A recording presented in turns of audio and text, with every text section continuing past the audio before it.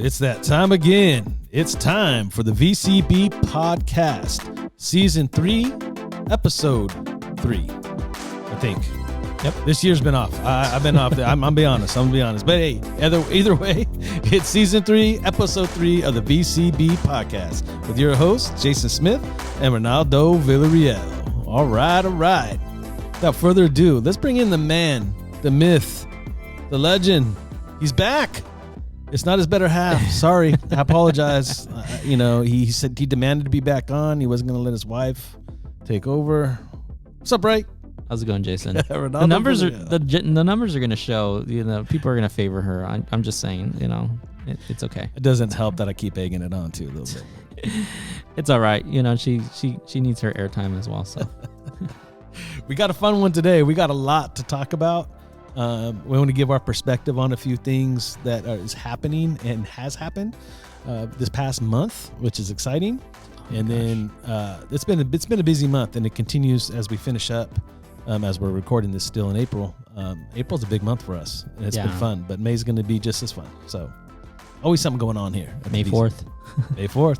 May the 4th be with you. Yes. All right, let's go ahead and kick this thing off. Ray, where you been? Oh my gosh, I honestly, transparency, it's been a crazy 2023. Yeah, and a lot of new things are happening for the agency, and just the weather and stuff like that. So I just needed a little bit of time off, but I'm back. I'm back, but then I'm gone, and then I'm back again. You play with fire, my friend. One of these days, I'm going to bring someone on, and they're going to kill it so hard that it's going to be hard for people to hear your voice again. That's okay. I'm okay with people over, I'm not afraid of somebody being, advancing above me, because I believe in upper mobility. Okay, Jason. So if someone comes out here and wants to take over and just kills it and helps the community, then that's great. I can step back and just great bug answer. You some other way. I know you don't mean that wholeheartedly, because I know how much you love this. So careful what you say. It's being recorded and aired. What we'll do is we'll add a third co-host. Okay. There we go. So that's how we do it. Okay, I keep my spot. Well played. I can come and go as I please, but then you have someone that gets you the numbers too. So we meet everyone need. Okay, I see where you go with that. I like that. Very, very innovative, Ray. My gosh, and on the spot too. That's awesome. Yeah, but April, busy month. Busy month, and we're gonna get in. Before we get started, I want to remind everybody once again about all the amazing things that we have going on here at Valley Center for the Blind. Our community calls. We have a young adult community call. The YA group. I like that. When I heard that, the YA awesome. Group. The next generation of VCB superstars. Yes. I'm excited for that. I've heard a couple of things recently about that YA group. So shout out to the YA group, and hopefully I might just pretend I'm of age and just jump in there to hear. I act their age sometimes. Oh my gosh. And I like that the fact that it's not just based in one city. Yeah. It's throughout our counties. So I appreciate, people it gives the ability to open it up and add more young adults into that program, and hopefully in our later segment, it might encourage our YA group to do a little bit more. So like create a group, a separate group. Well, the Adrenaline Junkie group.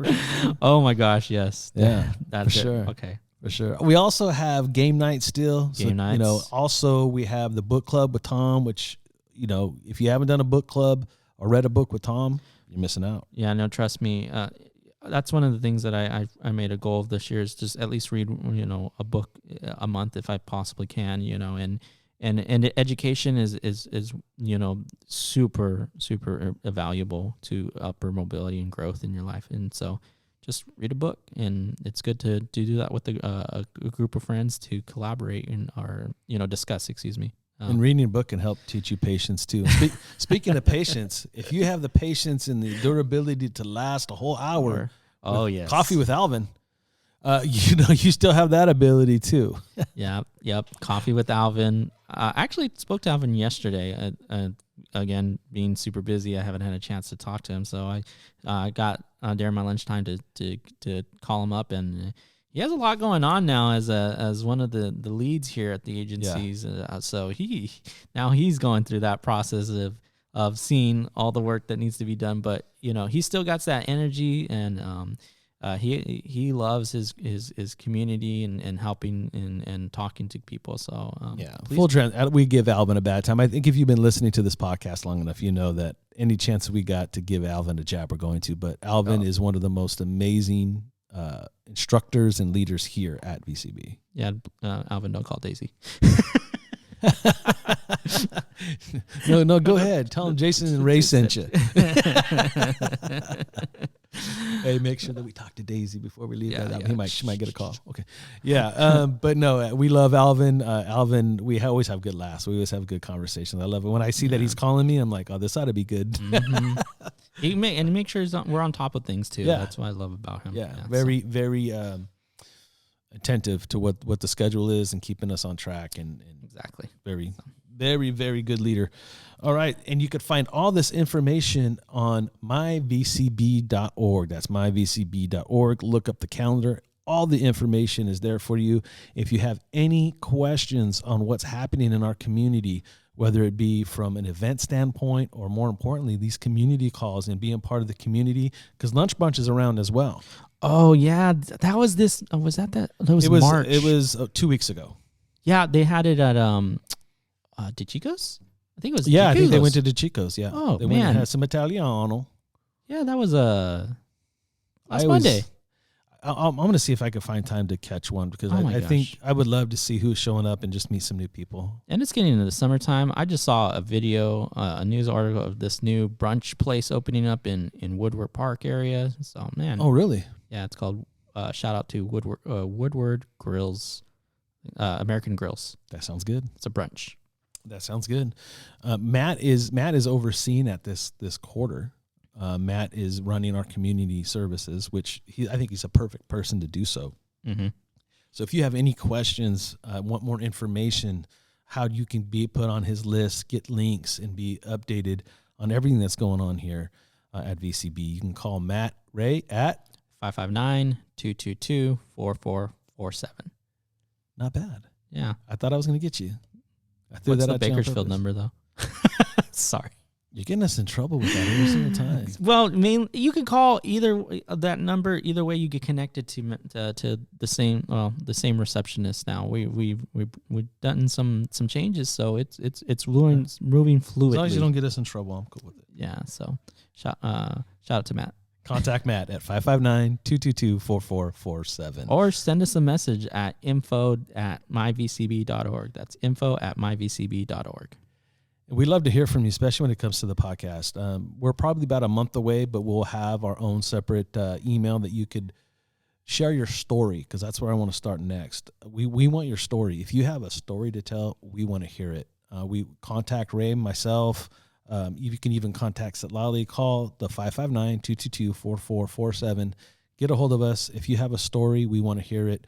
We could find creative ways to tell your story. It doesn't always have to be on the podcast. Like, it could be on a video. It could be done through Facebook, or maybe you just newsletters. Maybe we just tell a bit of part of your story and kind of highlight something that you want us to highlight in your life, something that can help inspire and motivate our community to continue to push forward and find their place back into community. Yeah, and then that includes family members too. If you know someone, if you're not directly impacted by vision loss, but you have someone in your family or know a friend that has been impacted with vision loss and has gone through our services in some way, and there's some fashion. It doesn't matter if it's just been last month or if it's been, 40 years, 50 years. We would love to hear the stories out there. I got an opportunity to attend Big Hat Day recently, and got some community members to come up to us and just share, like, oh, my mother used to go to the Friendship Center, back when you guys were in downtown, and got to hear some of those stories. So we hear them, we love them. So please keep sharing as we them. continue to just go out throughout this year, celebrating our 50th year of existence, we want to share your story. We want to continue to inspire others to create their own story. And nothing more powerful than your story. So make sure that you get a hold of Ray, myself, Satlali. Just call 559-222-4447. 888-888-4447. We want to connect with you and figure out what's the best way to have your story told. Yep. All right. Real quick before we get into this next one too, Ray, before we talk about a topic I want to get into, you had a couple events you got to attend to this last weekend, my man. Oh my gosh, there's been a good amount of new things happening for the agency, and we don't exclude the fundraisers and events as well that we're doing, and the fun things that we're doing with the out in the community to bring awareness to the agency. And I got to participate in not just one but two new activities or events. So first one was on Thursday. I'm already messing up the date, so I'm not going to even try. Thursday, but we did a Glow 13th. Ball, the 13th, thank you. Glow Ball event at the Fort Washington Country Club, Golf and Country Club out there. And we got to have about 40 golfers, all sighted, and get an opportunity to, they had a dinner. We had some wonderful food and did a little program and help, bring awareness to the agency. But the fun thing about it was they got to take a hack at playing golf at night with just no lights, just the glow ball that they had, specialized, and then they put some glow sticks on the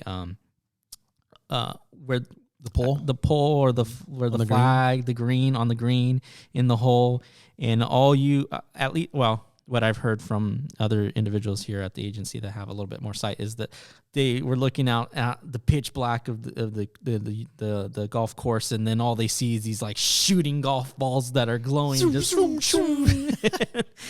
And it felt like I was in a Star Wars movie. Oh my gosh! I heard so many. I even heard a story about a participant bringing in their own golf ball. I can't say that for some Glow golf ball.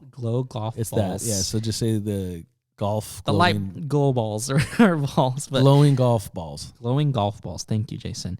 And brought them in and trying to see which one works the better at it, and then people are just seeing how far they can get it, and I heard that the gentlemen and the different individuals out there, the ladies, were out there pretty late at night. They were. It takes some time. It takes some time, but they were just enjoying it. And the feedback we got, it's like, oh, we would love to do this again next year. And the country club, Fort Washington, they ran this program really well for us. They helped us with the setup. This is the first time VCB has done it, but they have had an opportunity to do it before, so they were well equipped and well supported, and looking forward to next year. Additionally, we also got to do on April 15th, we also got to do a first as well as a beeper Easter egg hunt for our community, for our students this year. And we got to do it at one of the local parks. And we had the Easter Bunny come out. We had students from our school districts come out, and their families and their brothers and sisters. We had volunteers. The Fresno State Delta Gamma group came out, and they were able to help us set up these wonderful Easter egg beeper eggs that were donated from them as well, and had students just that were blind or low vision get to do something that sometimes can be a challenge for us. Having the ability to go out and look for Easter eggs and collect them and get the candy and have that fun was amazing to see. And I think we had a good turnout as well. We had about 35 individuals come out for that event. And I personally loved this story. Okay, Jason, I know we're tight on, or getting close on time. You're good. We're fine. But the one thing that I heard is that there was a family out there, and I believe it was the sister that was totally blind, and the brother wanted to participate with the sister, and he went under blindfold. He went under blindfold, and he had his sister. He said, "Okay, sis, tell me how to do this. Give me what it's like to experience this through your way of life." And he did. went and she helped him, grabbed his hand and guided him around, and it was emotional, and the mother came to us and told us, that it's a great opportunity to do this, because they don't get that type of opportunity. So bringing tears to my eyes. I know. You know how I get, bro. Why are you doing that? I have 2 little ones too, and thankfully their vision is pretty well so far, but they got to hang out with other kids that don't have that ability as much right now, but they don't see it any different. My kids, they tried the blindfold a little bit. I'm not gonna lie, they did take it off once in a while, but this is not, we're here to help as much as we can in the way we can, and we don't say we're a perfect agency, but we're willing to try. 100. Yeah. So if you didn't get an opportunity to try any of these events out, but are interested, definitely follow us on Facebook, Instagram, Facebook, any social media platform, or this visit podcast. Listen to this podcast, share it with everybody. Our website, that's where a lot of our stuff to sign up for these events are anyways. So you just go to our website, myvcb.org, and on the first banner, you will always see, if we're hosting an event, it will be the first thing you will see, and registrations are always there. And if you like to also contribute and support these groups in any ways, financially or monetarily, or just in some facet, I love that the fact that we had some donors donate some candy to us and some food, so we will accept that as well. So definitely just give us a call, at 559-222-4447. We can definitely help you with those donations. And man, Ray, thank you for that inspiring story. You know how I get all emotional, but it kind of lays it up for me really well, because there's 2 parts to getting our word out, right? Mm-hmm. There's the outreach side, where our driven purpose is to have, a table event or go to a senior center. Well, not even the senior center as much, but like when you went to Big Hat Days, right? Yeah. It was like a community event, all these people around, and you're outreaching, hey, do you know anybody that has sight loss? Hey, we're here. But there's also the educational side to things. Yeah. And that is huge, right? Like those kids, I mean, that boy, even though his sister is blind or low vision, like he got to experience what she does, but he supported her. Yeah. And the other thing about that story, Jason, is we were out at public park, Oso de Oro Yeah, Park. it's a beautiful park. Yeah. And so the public also participated. We did a little march down from the venue. So we were at a patio area to a picnic area, but the grassy area was a little bit further away. So we did a march. We had the kids with their canes and the families, and the Easter Bunny led the way. And oh my gosh, tell me why that drew so much attention from everyone else out there, and they wanted to be a part of it, and we welcomed everybody. Sure. Because it's that's educating right there, right? Mm-hmm. That is so beautiful. Which reminds me, I mean, I had an event myself. I didn't get to be a part of the Easter egg hunt, but what I was able to be a part of was an event through Fresno Unified School District and our county, by the way, mm-hmm. right? And it's the Cultural World Language Fair, and it was hosted at McLean High School, where we actually have 2 blind students that have a Braille club, and that's how this all started. So they recognize Braille as a language, and had to set up a Braille table. I brought out all the VCB gear, and we did VCB Braille bingo. Oh, wow. And the cool part was, I mean, unfortunately, right, you're at a school event with a bunch of kids under 18, so I couldn't do a bunch of interviews and pictures and talk to these kids. But I was taken back by the response of the majority of the students. So it's set up on all these classrooms, and each room did something different: karaoke, language cafe. They did a karate session, and you had to go and get these things signed that you were here at this place and you learned this language or participated in this. And we probably had over 100 students come through our class. Wow. Now, granted, some were like, "Oh, well, I don't know Braille," and you try to encourage them, but over 100 kids sat down at that table, played Braille bingo. Now, maybe they played it sighted, and we gave them some cheat cards, and they were kind of figuring things out. But they were so intrigued and taken back. We even got a few of them to get blindfolded, take a cane, and walk down the hallway to find the room. Wow. As we guided them, and they were just taken back. And I was more impressed and shocked by the response that they had. Like, they were like, wow, we didn't realize how hard this is. Mm-hmm. And they were like, just given our students that we have there, Lou and Giselle, I do have permission to talk about them. I got them to sign papers. Mm-hmm. They made them feel a part of the fair, a part of the McLean community. And it was cool because it wasn't just Fresno. We had Clovis, Fresno, Sanger, Fowler, Madera. So many different school districts came to this World Language Fair, and it was awesome. That's amazing. Awesome. Just another opportunity to get the word out there about education. Definitely. Any way we can. And sometimes we miss out in one activity, but we, as a staff, we have to divide and conquer sometimes. So there's just, again, we're not perfect, but we are making attempts to do what we can. And even on that note, again, because this has been a full packed month of things happening, right? April's been a busy month. Adaptive sports, Ray. Adaptive sports, summertime. Yeah. Well, we did the winter program. Yeah. We had our first group of clients go up and do some snow skiing, and I think it was on the 15th. It wasn't. Oh, it was the first. It was the first, April 1st. April 1st. Just kidding. No. But they went up there. There's an amazing story that you're going to hear in the next segment about said event. But we're doing another trip. As we're recording this, we have one more to do. Yep. And I get to be a part of it. I'm excited to be a part of that. I'm not skiing, but I'm there for support. You say that. I mean, if the opportunity comes, I'm not, but I really want to support our clients and really get their story out there. But adaptive sports, guys, wait till you hear the story you're about to hear next segment. Mm-hmm. It's unbelievable. Unbelievable.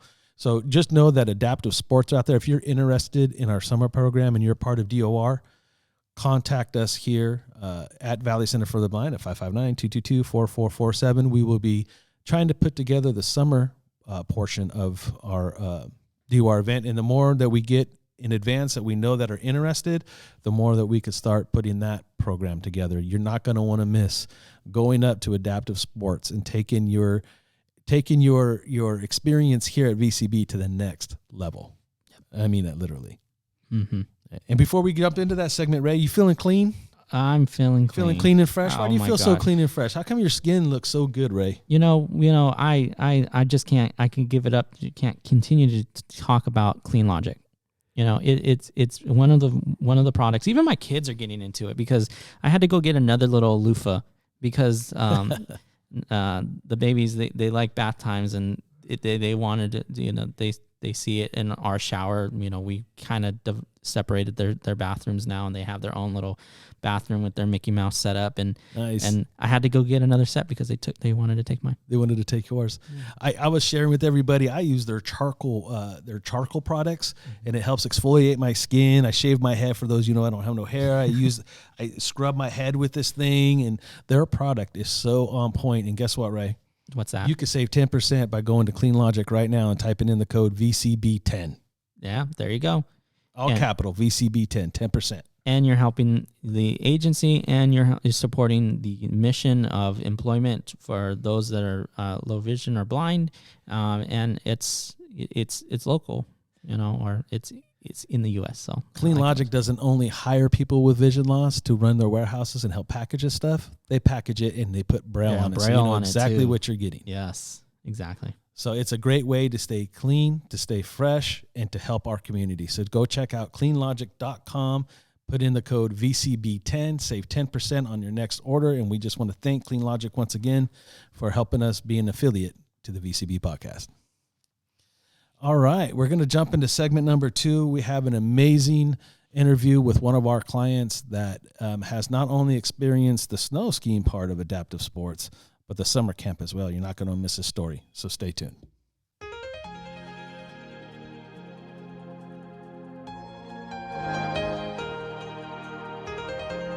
It's time for VCB Stories, the segment where we bring in a guest, tell their story, and hope to inspire and motivate you to live an independent lifestyle. Today we have a good one. It's all about adaptive sports here on the VCB podcast. All right. With me, as always, is the one, the only Ronaldo Villarreal. What's up, Ray? How's it going, Jason? Awesome, man. Awesome. So in this segment, we're going to be talking adaptive sports. This whole episode 3 of the VCB podcast is dedicated to adaptive sports, something that I've been able to share since last year. I got to go up to camp. I got to do all these amazing things up there, rock climb. I got to kayak. I got to do so many different things. And the cool part was I didn't have to do it alone, right? We brought up a bunch of clients. They were able to go up there and excel. And I'm excited because we have one of those individuals with us today. I'd like to introduce everybody to Alonzo. Alonzo, welcome to the VCB podcast, brother. How are you? I'm doing good. It's good to be here. So, Alonzo, we brought you on today because we're super excited to share your story. And not only are we going to talk a little bit about summer camp, but you are the only one on this call that's been able to experience the winter camp, the skiing part of it. So we want to get into that too. But first, can you go ahead and let our listeners know what is your eye condition? All right. So my eye condition I lost my eye condition through retinal detachment on my left eye, and my right eye was due to glaucoma through damage of my optic nerve. Your optic nerve. And how long have you been totally blind, Alonzo? So I've been totally blind since July of 2020, and I lost my right eye, which is the first one when I was about 7 years old. About 7 years old. Okay. You and I first got to meet going up to camp on the first camp trip we did last year on 2022. And what was that experience like for you? Summer camp last year, honestly, it was kind of life-changing, just being able to do. I've never gone rock climbing, paddle boarding, kayaking, or anything. So doing that for the first time without sight was really something to remember. It's really cool. And you just said too that you lost your complete vision. You went totally blind in 2020, correct? Yes. So the amazing thing about that I want our listeners to understand and know is that at this point, when I met Alonzo and took him up to camp, he has had no O&M training. He was signed up with VCB, but he had not had any ILS, AT, O&M. He was at the beginning stages of processing through DOR to become a client fully here at VCB. So what I'm hearing, Jason and Alonzo, is that they just threw you out on the waters. Right? Just come, hey, welcome to VCB. Let's go swimming. Or let's go. That's how I learned to swim. Yeah. And here's the cool part. The awesome part about Alonzo's story is you wouldn't have known it, Ray. You wouldn't. I first met him, of course, right? We all have our canes out. We get into the van. We have a great conversation. We get to know each other on the way up there. But it wasn't until we were up there, and this guy, man, he's just trucking around the whole camp, like nothing. Wow. And so we were like, oh, where'd you get your O&M? I haven't had O&M. What? I mean, he was just, I don't know. I think just to have fun, he ended up with a nickname because you like to work out, right, Alonzo? That's all. Someone built like a stack of bricks. I like it. So yeah, his nickname became BBD. That's why I said Big Buff Daddy. When he knows when he hears that where it comes from. He's the Big Buff Daddy. Awesome. That's awesome. But I mean, it fit him, right? Because when you're around Alonzo and you get to know his story, and then obviously if you have some usable vision, you'll see that he's a pretty stout dude. Like you can tell that he works out and takes care of himself, but. That reflects into his personality as far as like how he takes his blindness head on. Where do you think you get that strength from, Alonzo? What makes you so just a go-getter? It's my stubbornness, honestly. I just like, no, I'm going to do it because I want to. And just because I want to that valley, I'm going to do it. Like, just looking at that mountain when we're rock climbing. Yeah. I wasn't really afraid of like falling or anything. I was just like, I'm going to do it because I want to. So, it's a new challenge. So it's just I love overcoming challenges. It just makes me feel more accomplished. So Alonzo, let me guess. Do you like roller coasters then? Are you a roller coaster kind of guy? Definitely. Yep, I'm an adrenaline junkie. Yeah.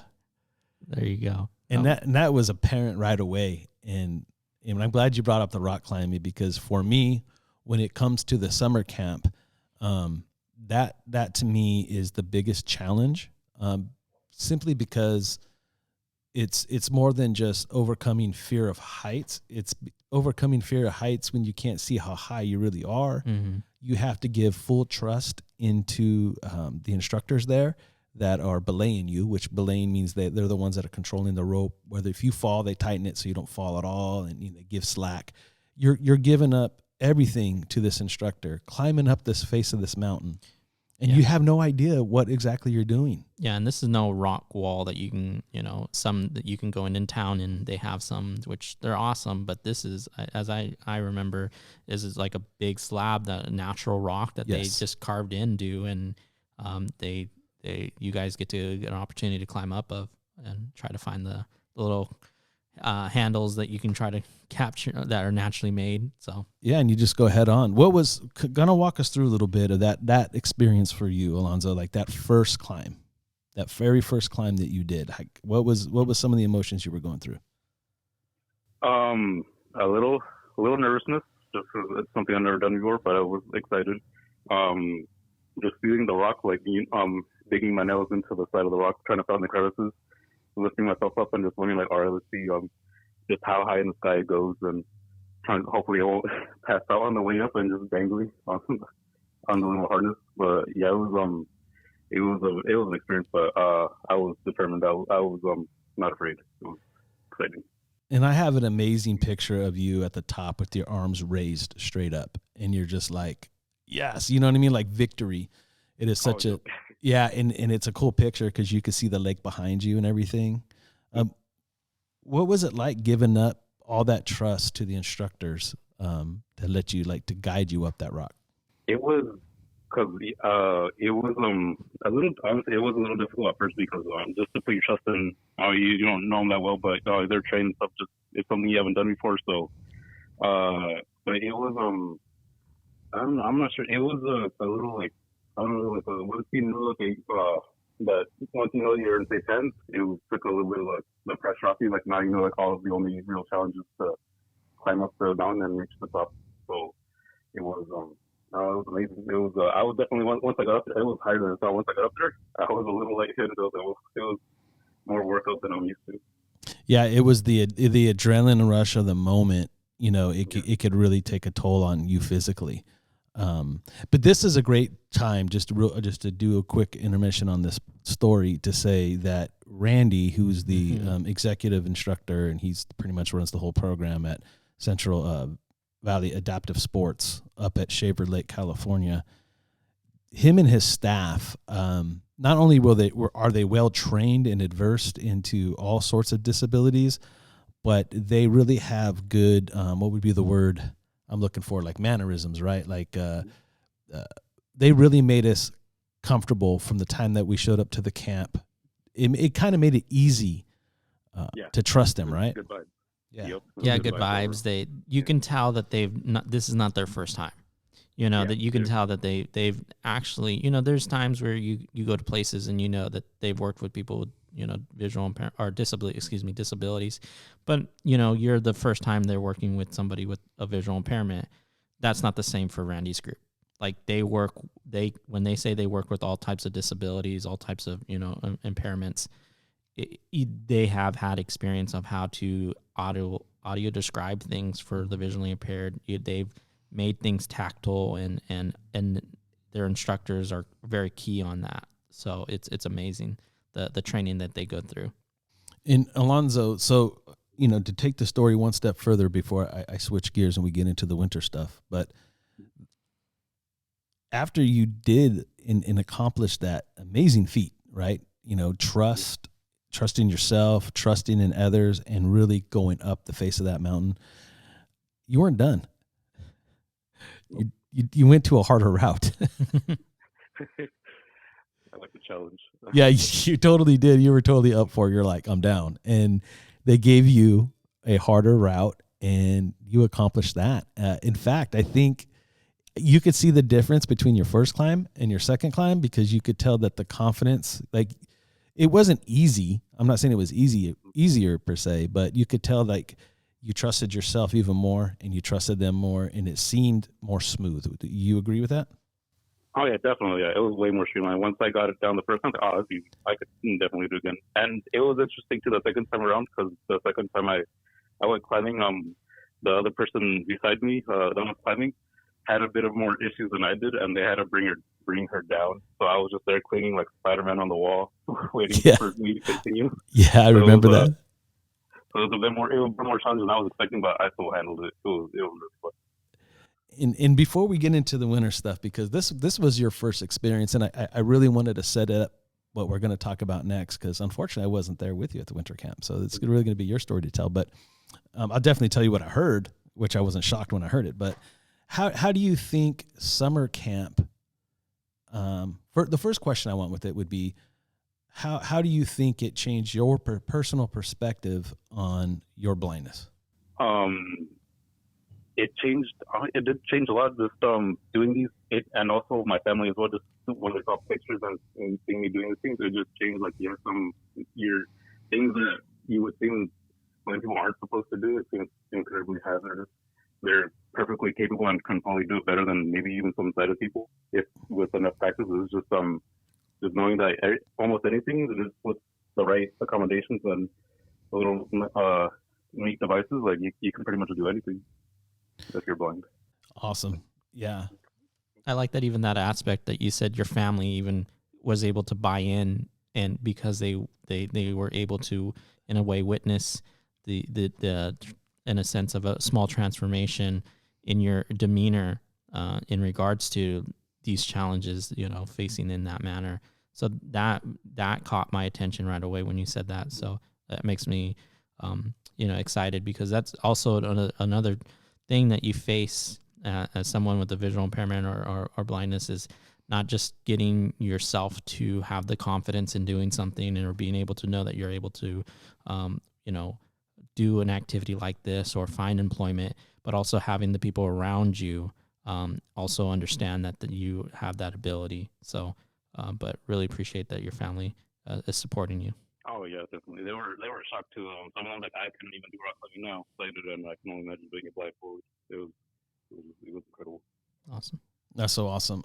So now I want to get into the winter part of this, because unfortunately, like I mentioned, I wasn't able to go on this trip with you.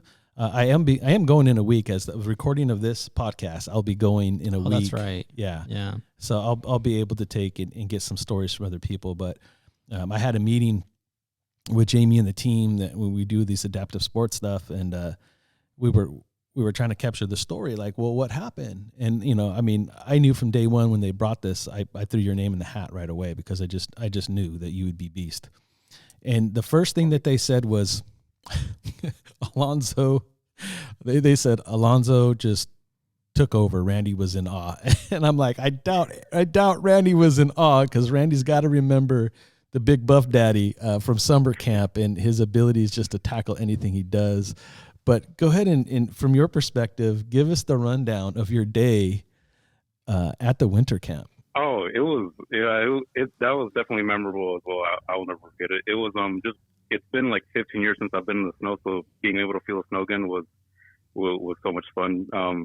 It was I felt definitely out of place first. I didn't think I was gonna be good at it.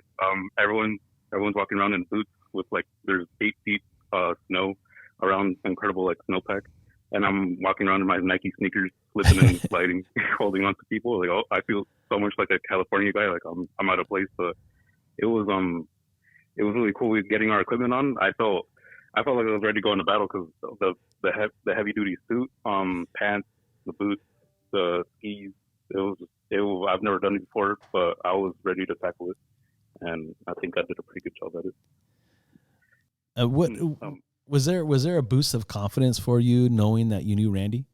Yes, yeah. I was once I knew Randy was going to be my instructor, I was a lot more comfortable, because he did instruct me on paddleboarding in summer, so I was already completely comfortable with him and knew how his teaching style. So how did Randy approach like getting you comfortable, getting started? What was the beginning stages of that? What did it look like? So he started off with just showing me the layout of the ski, the design, showing me where I can push with the poles on to release my foot and to lock it in. He was showing me the form, showing me my stance, how to balance, how the proper position on when you're skiing, when you're in movement. It was he was very what was the word? He's very descriptive and really painting a picture so I can understand what to do, the correct form. And yeah, he's really good at it.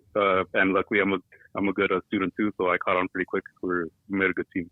Yeah, and I knew that was going to be one of your biggest strengths because I remember how you adapted, no pun intended, adaptive at adaptive sports, right?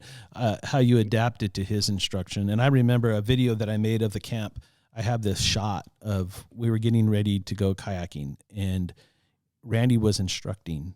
I can't remember who he was instructing off the top of my head though, but like I have it on camera where you just see his engagement and how he wasn't just saying it, he was going hands-on and letting the person he was instructing the movement of how to go back and forth. And I remember saying to people like, this guy gets it. Like this guy understands how to teach someone who can't see how to adapt to the sport they're going to do. Yeah, definitely. I had that experience too. I think it was like 2016, 2017 when I first went out to adaptive sports with our summer camp students.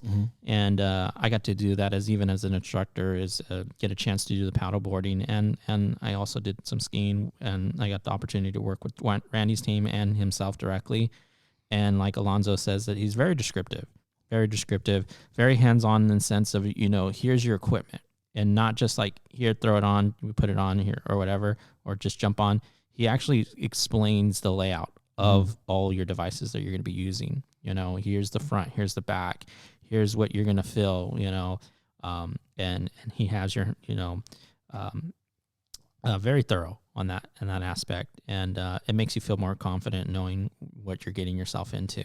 So he taught you the basics. He got you the form. Learn pizza. And the pizza slice. Yeah, the pizza slice is what, like, you can go pizza. I remember that one. So you went down the train. I'm only going off what I heard. Okay, you're gonna have to fill us in on the real details here, Alonzo. So I'm guessing you guys worked your way on the bunny hill first. I think that's the first step. You do the flat, right, Alonzo, and then they get you on that little conveyor belt to pull you up the bunny hill a little bit. Is that right? Is that what you guys did? Yes. The interesting thing is that I'm not too sure how it went with the other guys, but as far as I know, because I was the only one who was without sight. The other clients did have some sight. Yes. So, and I thought it was interesting because I was the first one actually to go up the conveyor belt. They were still trying to figure out their balance, understand. And I was already going up the conveyor belt, like, I'll you guys behind. I'm ready to go. Trying to get some wind. Did they have those? Did Randy hold? I don't know the technical terms, but he had like two poles that you can grab on, and he sits, or he goes in front of you, and then you hold on the poles, and it walks you through the conveyor belt. Is that a way that you tackled, or did he just throw you on the conveyor belt and said, "Okay, I'll see you on the top"?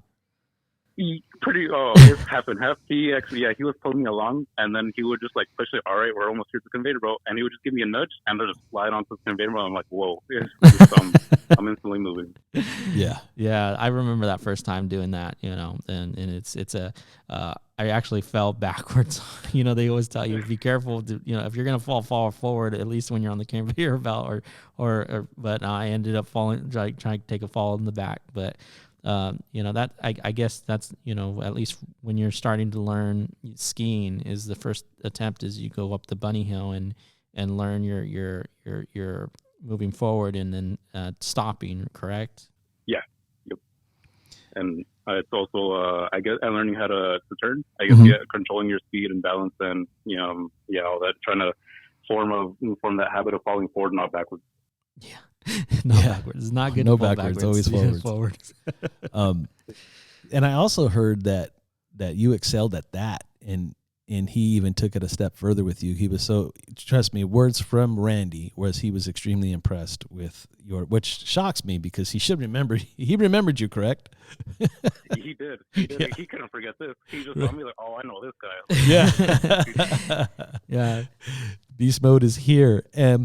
Here's the cool part about what I understand about, and I'll get more knowledge of this when I go up there. But again, it goes back to that trust factor, right? Because you're holding onto a pole, and he's got you, but he's giving you voice commands as you go down the hill, correct? Yes. Explain how that felt and what that experience was like. Again, trusting in someone else, right? But then trusting in yourself to trust that person to accomplish what you did. It was a bit tougher because I've never done it before. I haven't done rock climbing either, but it was a bit harder for skiing because I was more afraid actually of skiing than rock climbing for some reason. Just I was like, I'm gonna snap a leg or something. But he was letting me know. He was pointing like, or when we're on the top of the hill, he would say, "Where's the point of descent? Where's everyone like skiing down?" And I would correctly, I had to impress him every time I point in the correct direction. Like, this is where we're going downhill. And they're like, okay, let's go. And then I'll start off slow and then pick up some speed. And then he'll tell me, all right, turn left, turn right. And that's what we did. I got so good that while everyone else is still trying to get their speed and get their balance, I was already practicing turning around, left, right, drifting, all that. Took a few bumps, but I was actually getting really good. He actually personally told me that I should come back for some personal lessons because he saw a lot of potential in me. I could actually get pretty good at it. But it was really fun. I really wanted to go back again, but unfortunately, it's just a one and done. Well, as far as DOR, but I mean, yeah, and we're running out of time this winter, but it's definitely something you could look forward to. Next time, just even as on a personal level, you can go. It's not that expensive, or we can definitely coordinate something. I know VCB has done that in the past to help people that want to go out there. And we'll definitely bring you back up as long as you're part of DOR. But even if you're not, we can just call Randy. Randy will work with you and find grants and stuff. Yeah. Other thing, real quick, Alonzo, I had two questions for you. One, were you guys using headsets to pass along communications, or was it just like Randy was hanging around close to you so you can hear him audibly out loud? No headsets. He was just speaking out to me, just out loud. Yeah. Yeah, because I know in some situations that the more you advance, and I hope that you get an opportunity to keep going on this and go up on those higher hills, that they do eventually go into using headsets and giving you verbal cues. My next question for you, Alonzo, how is it different from being at the summer camp where you're a little bit more isolated from the population? Randy has a wonderful, beautiful camp. Unfortunately, the fires put a little damper in it, but they recovered from that. So thankful for that. But as I understand, and I remember, when you go up to the skiing is actually at China Peak, which is above Shaver Lake, and you're surrounded by regular sighted individuals as well. How did that make you feel, knowing that you had that extra, let's say, obstacles in the way? It made me feel more. It didn't make me feel. I didn't mind it too much. It didn't feel like an obstacle to me. It just it made it feel more like a normal event because the summer event. It felt like a visually impaired retreat where we all a community feeling of blind people. When we went for the skiing trip, it felt more, you're just assimilated with the rest of, sighted people. It just felt more normal, felt like a regular trip. But I didn't really mind it. It was not obstacle to me. It was pretty fun just being able to ski with other people. It just felt normal. You felt like one of the group. Well, that's a great way of seeing it, and I never even thought about like introducing people to the summer group first, and then because they get the aspect of the adaptive sports program that way first, and then going through the winter programs and being, introduced to or being around other sighted individuals as well. It gets a cool feel because you even get to go into the lodge. Well, I hope you guys got to go into the lodge a little bit and socialize because.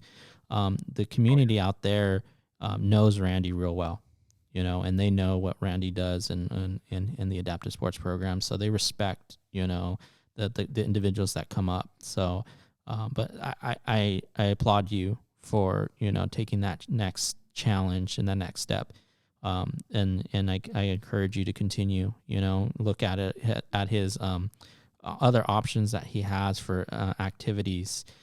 I know that he can that the group can do personal family outings. That's one of the things on my list is to take my my family out there. I'm the only one in my family that's visually impaired, but it's an awesome ability to include my children and my family in an activity like that. So maybe that's something you may want to consider in the future. Definitely. I do want to. Yeah.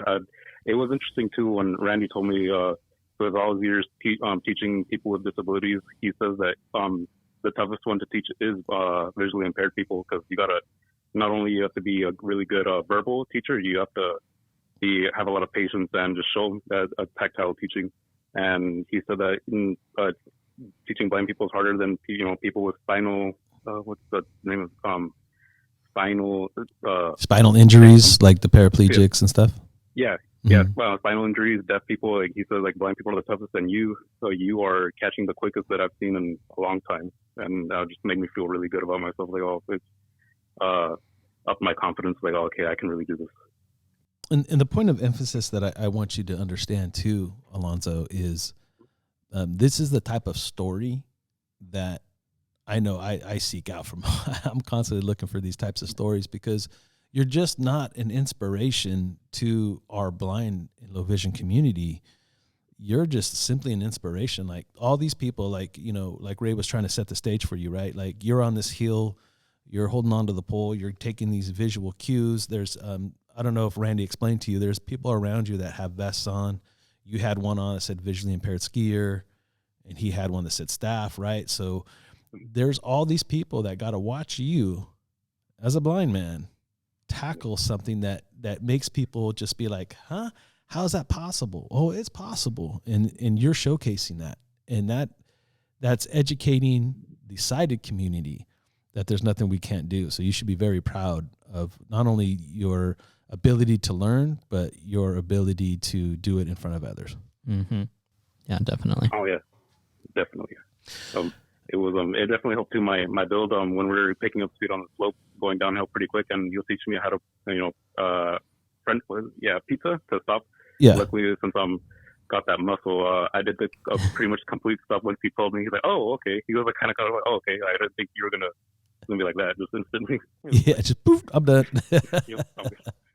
Yeah, that's a type of workout right there too, skiing. Yeah. And just to educate others that may be listening to this that want to try this in the future, obviously next winter at this point, but did he encourage you that one day that you'll be without the pole and he'll be behind you telling you when to turn, when to stop, like Ray was talking about with the headsets? Did he tell you that? Oh yeah. He was handling me like Rudolph. I felt like a reindeer. He was like had the reins on me, and he was telling me like, all right, we'll go left, right, and yeah, we were swerving around, really fluid. Really fluid, yeah. But did he say that there'll be one day where he could put the pole away and let you go?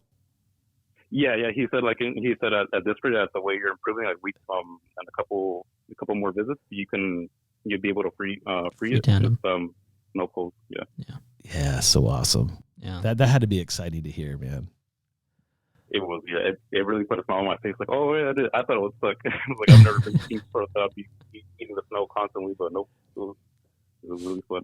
And you're the perfect prototype for this. Like, I wish I would say. I mean, the next time you go, I want to be a part of it. I want to get you on video. I want to put it out there because I want people to see. Right, this is right up your alley. You're a very athletic dude. You take care of yourself. You're strong, and you have the ability to say, hey, nothing can stop me. I got this. You've had that attitude since I met you. I was talking to your ILS instructor. She says the same thing. Like, there's nothing. This guy just jumps right in and does it. There's no hesitation when it comes to you and your abilities and the confidence that you have in yourself. It's very inspirational, bro. I'm really happy and proud of you. Oh, thank you so much. That means a lot. Yeah, she tells me too, like when we're cooking, and then it's like, all right, grab it carefully, and I'm just grabbing it with my hand, like, oh, I got this. I know where it's at. It's just, I don't know how.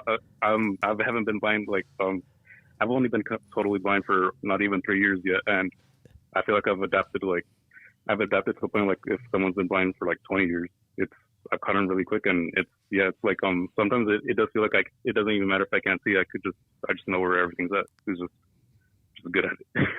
Very inspiring. Yeah, very, very. All right, so this is the question I like to ask all our guests, and it wouldn't be more fitting than in this episode today. if there's any type of words of encouragement you can give anybody right now to try adaptive sports, whether it's, the skiing that you just been able to accomplish or the rock climbing and the summer camp stuff, what would you tell somebody if they said, hey, Alonzo, man, should I go? Can I do it? What would be your response? Oh, you can definitely do it. Your biggest, your fight isn't your biggest enemy. It's just you. You can do anything. As long as you just put the effort in. I mean, anything's doable. Definitely being blind is not the end of the world. It is probably, it's a pretty big thing to lose, but it's, you can still do it once, if you put your mind to it. You got all your other senses. You could just, I'm not the best for giving advice, but I would say, yeah, definitely do it. Once you accomplish that, it'll give you the motivation you need to just do other things, just go above that. It's, I would just say, yeah, definitely do it. It's life changing. Once you see yourself gliding around, like without having a cane, just sloping down the mountain, freehanding it, it's incredible. It'll change your perspective on life. I like his one-liner right there. Is your sight is not your enemy. You are. It's just you. Yeah, it's your own risk. It's only you can hold yourself back once you show what you can do. You feel like you can keep on going and see how far you can go. Well, I think those are beautiful words of encouragement. And the cool thing is you also lead by example, and your actions and the things that you're able to do and the confidence in which you do it is going to help so many people. And this is crazy to think, man, this is just the beginning of your journey, right? Yep. There's so much for you to experience and accomplish, and you're doing things out the gate, like rock climbing, snow skiing. I mean, I don't know. I'm going to have to find something else. I'm going to have to find something else to throw at this guy that's a little tougher. I don't know what yet, but I'm going to figure it out. We should get him on those mountain bikes too. Yeah, that would be awesome. Yeah. I did that one year. The first year I went up there, that Randy had those mountain bikes, and that's another adrenaline rush right there, just hauling butt down the hill. Yeah. Well, Alonzo, we want to thank you for your time, brother. I was excited for this one when I called you the other day. I was like, I'm going to bring you on. You're like, yeah, down. I'm like, this is cool because you're a go-getter, brother. You're going to be an inspiration to a lot of people losing their sight. Yeah, definitely. Alonzo, it was a pleasure, speaking to you and hearing your story. And I encourage you to continue trucking along. All right, for sure. Yeah, it was amazing being here, guys. It was a pleasure being here. Thanks for having me on here. 100%, brother. And as long as you're still part of DOR, I want to get you back at summer camp and see if you can take it to the next level. Oh yeah, definitely. I'm claiming Everest after this one. You know what's scary? I believe you. I'd say too. Yeah. All right, Alonzo. Thank you so much, brother. All right, for sure. Thank you for having me. Absolutely. All right, everybody. That was Alonzo, VCB's own client, Alonzo. What an inspiration, Ray. The guy's a symbol of strength, confidence, and his story is going to help a lot of people. Yeah, definitely. All right, we would like to thank you all for listening to this edition of the VCB Stories. Make sure that you tune into to all of our podcasts. We got a lot more stories coming as we celebrate our 50th year of existence. We're so excited to bring you more stories like this. So thank you to Alonzo.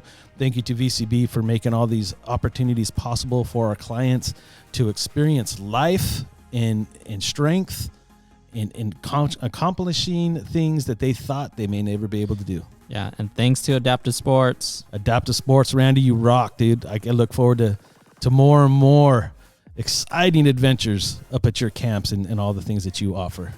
All right, until next time, take care of yourselves and each other.